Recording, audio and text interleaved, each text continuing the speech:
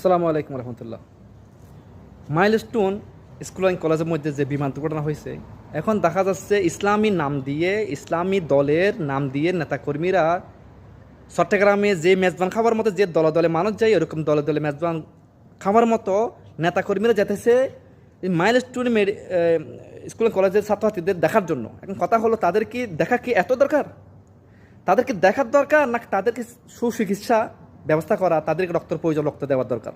তো এই সমস্ত সন্ত্রাসী, এই সমস্ত দেশবক্ষক, যারা দেশ রক্ষক নয়, দেশ রক্ষক জন্য, তার দেশ রক্ষা করবেন, তার দেশ রক্ষক করার জন্য যারা দলের নাম দিয়ে নাম ব্যবহার করে, যারা মেডিকেল ছাত্রছাত্রীদের চিকিৎসার ব্যাঘাত ঘটার জন্য, তারা যে নিজের নিজের বড় দেশপ্রেমিক দেখার জন্য তারা ওখানে যেতেছে, আমি বলবো এই সমস্ত ইসলামী নামধারী শয়তানদেরকে বয়কট করার এখন সময়ের দাবি।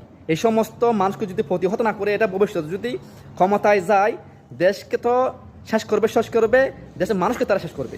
পরিশেষে আমি সবার দেশের প্রতি, মানুষদের প্রতি আমি বিনীত আহ্বান করতেছি, আপনারা এই সমস্ত নামদার রাজনীতিবিদদের প্রতিহত করে উচিত মতো উচিত শিক্ষা দেওয়ার এখন সময়ের দাবি। আসসালামু আলাইকুম রহমতুল্লাহি ওয়া বারাকাতুহু।